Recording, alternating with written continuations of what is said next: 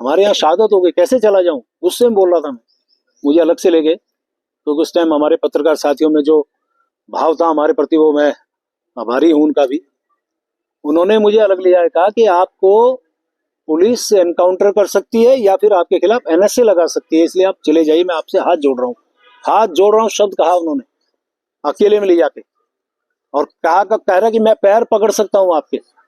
ये स्थिति है अब आपकी, आपके और राजेंद्र शाह के खिलाफ। राजेंद्र शाह के बाद जो हमारे विधायक थे, फिर उनके खिलाफ, आज वो भी नहीं है, उनको भी श्रद्धांजलि दे रहा हूं, उनको उनके खिलाफ फिर एनएसए लगी थी। फिर वहां से मैं गया, खुशहाल सिंह राणा आज भी जिंदा है, उनके यहाँ रुका मैं रात को, पुलिस नीचे घूम रही, मैं उसमें बैठा हूँ। और उसके बाद मैं वहां से सुबह सुबह अपनी मोटरसाइकिल के साथ भागा, देखा तो यहीं पे जो आपका कांग्रेस भवन है, यहीं से वो बॉडी मुसरू से आई, तो यहाँ पे लोगों ने जाम लगाया, जैसे कैसे बॉडी को जो हरिद्वार तक अंत्येष्टि उनकी होनी थी उनको भिजवाया। तो ये बहुत सारी घटनाएं, डॉक्टर मनोज जोशी जी आए थे डोयाला में, उनकी अरेस्टिंग नहीं होने दी, बहुत देर तक उनकी गाड़ी के आगे लेटा, बहुत सारी घटनाएं।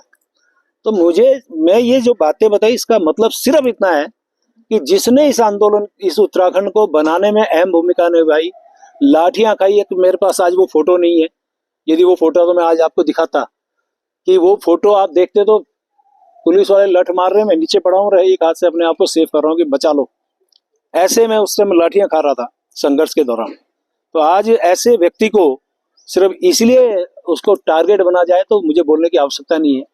और मेरे जैसे एक आंदोलनकारी की बात को जिस प्रकार से तोड़ मरोड़ के पेश किया गया, चलिए, मुझे बड़ा दुख है, मैं बहुत आहत हूं आज कि ऐसी स्थिति में मुझे लगता है कि जिस प्रकार से माननीय धामी साहब, मेरे माननीय मुख्यमंत्री हैं, उनके कुशल नेतृत्व में मेरी सरकार बहुत अच्छा काम कर रही है, प्रदेश के सर्वांगीण विकास का काम कर रही है।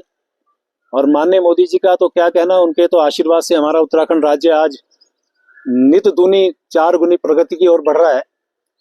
किसी भी स्थिति में मैं बात करूं तो माननीय मोदी जी का जो लगाव झुकाव हमारे उत्तराखंड वासियों से है, और मैं हमेशा एक बात कहा करता हूं, उनके दिल में हम बसते हैं और हमारे दिल में वो बसते हैं। तो वो तो हमेशा हमारे इस प्रकार के नेता हैं जिनको 21 देशों से जिनको सर्वोच्च सम्मान मिला हो, उनका प्यार आशीर्वाद हमारे उत्तराखंड को मिल रहा है, उनका भी बहुत धन्यवाद कर रहा हूं। और इन सब बातों के बाद जो वातावरण मेरे प्रदेश का बनाया गया, मेरी इच्छा है मेरा प्रदेश आगे बढ़े। मैं इस प्रदेश को आगे बढ़ाने में मेरे से जो योगदान, जो मेरा हो सकता है, मैं देने को तैयार हूं। और इसलिए आज मैंने निर्णय लिया है, मैं अपने पद से त्याग पत्र देने माननीय मुख्यमंत्री जी के पास जा रहा हूं।